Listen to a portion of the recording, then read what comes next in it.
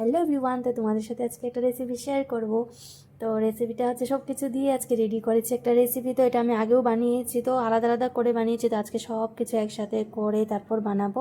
তো দেখতে থাকো কীভাবে বানাই। তো আমি আজকে বাঁশকুড়ুল নিয়ে এসেছিলাম, তো বাঁশকুড়ুল আর হচ্ছে লটসিম আর দিয়েছি, তার সাথে কলার থুর আর কি আর একটা আলু দিয়েছি আর কাঁঠালের বীজ দিয়েছি। তো এই কয়েকটা সবজি দিয়ে বানিয়েছি, তো খেতে ততটাও খারাপ হয়নি, ভালোই লেগেছিলো। তো আর বেশি ভালো বলতে পারবো না, যারা বানাতে পারে তাদেরকেও বলে লাভই নেই, তারা তো আমাদেরকে আরও বেটার বানায়। আর আমি যতটা বানিয়েছি আজকে ফার্স্ট টাইম তো বানিয়েছি, তো ততটা ভালো হয়নি আর খারাপও বলতে পারবো না। তো সব কিছু কেটে টেটে নিজের হাতেই রেডি করেছিলাম। আর এখানে শুটকিটা বসিয়ে দিয়েছিলাম, তো শুটকিটা কাটা বের করার জন্য আলাদা করে একটু সেদ্ধ করে নিয়েছি। তো সব কাটা টাটা ফেলে তারপর তরকারিটার মধ্যে দিয়েছি। আমি প্রেসার কুকারে দিইনি, তো কড়াইয়ের মধ্যেই রান্না করেছি। তো সব কিছু একদম জলটা পরিমাণ মতো তারপর রান্না করেছি। তো আজকের গুদকটা একদম রেডি, একদম পারফেক্ট গ্লাস দিয়ে তারপর আমি মেশ করে নিয়েছি কিছুটা।